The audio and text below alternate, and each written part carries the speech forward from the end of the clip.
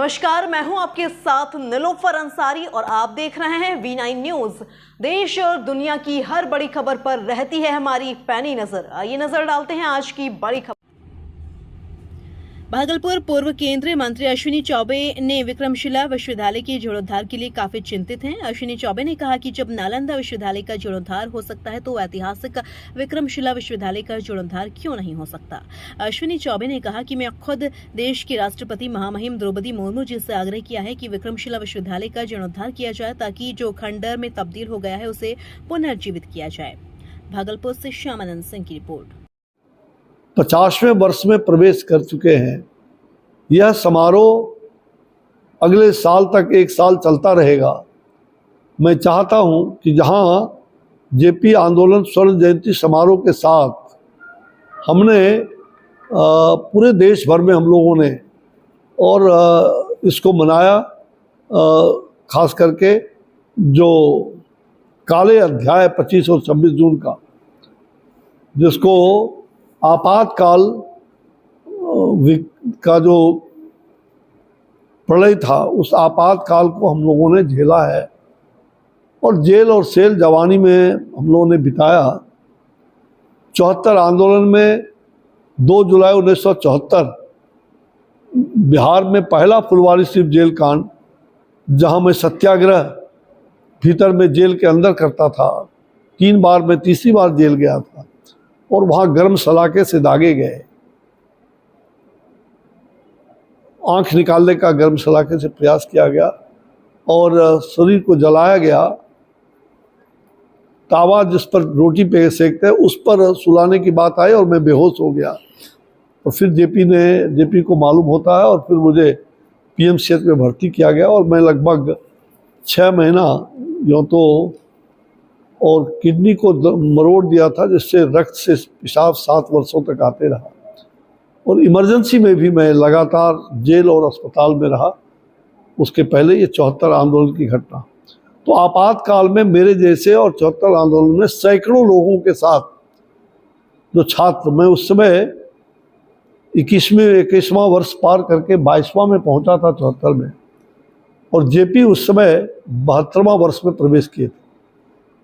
आज मैं गौरवान्वित हूँ कि मैं बच गया हूँ।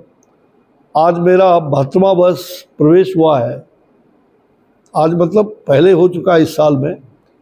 और जो जेपी 72 वर्ष के थे, तो मुझे जेपी से जो प्रेरणा मिलती रही है और उनकी प्रेरणा से ही मैंने अपने बाकी जीवन में तय किया है। और चूंकि ये हमारा जन्मभूमि भी है और कर्मभूमि भी है,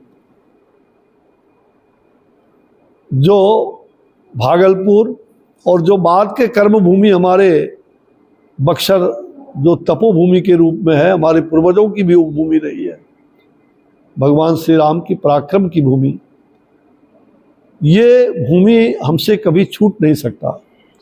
ये दोनों ही मेरे जीवन के लिए बहुत ही, कहा जाए, प्रेरणा का केंद्र।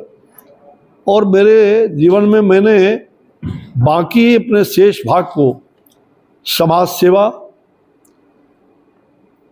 में लगाने का व्रत लिया है और चुनावी राजनीति से मैं दूर रहूंगा। चुनावी राजनीति में न रहते हुए मैं सक्रिय राजनीति का कार्यकर्ता के रूप में, बिना किसी पद और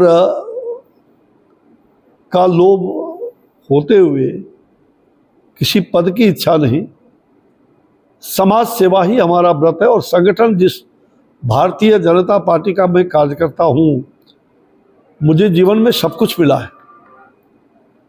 मैं कार्यकर्ता के रूप में देश के अंदर और विशेष करके बिहार में और भागलपुर और बक्सर, यह तो हमारे प्राण है, इन क्षेत्रों में मैं लगातार सक्रिय रूप से अपनी भूमिका अदा करते हुए संगठन को भी निरंतर गढ़ने का प्रयास रहेगा।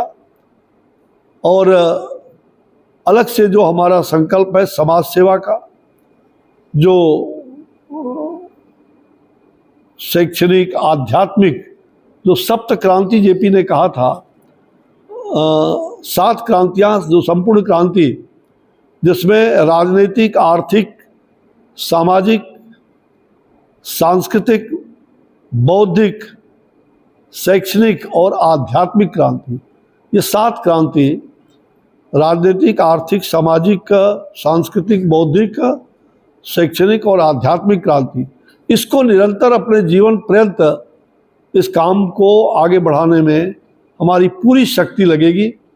भगवत कृपा है, मैं पूर्णतः स्वस्थ भी हूँ और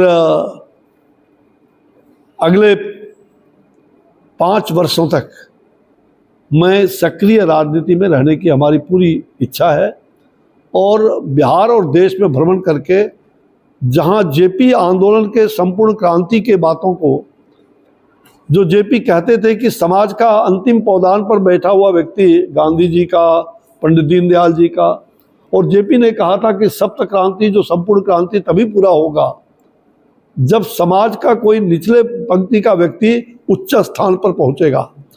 और मुझे खुशी हो रही है कि उसी नवनिर्माण समिति गुजरात में और बाद में उसकी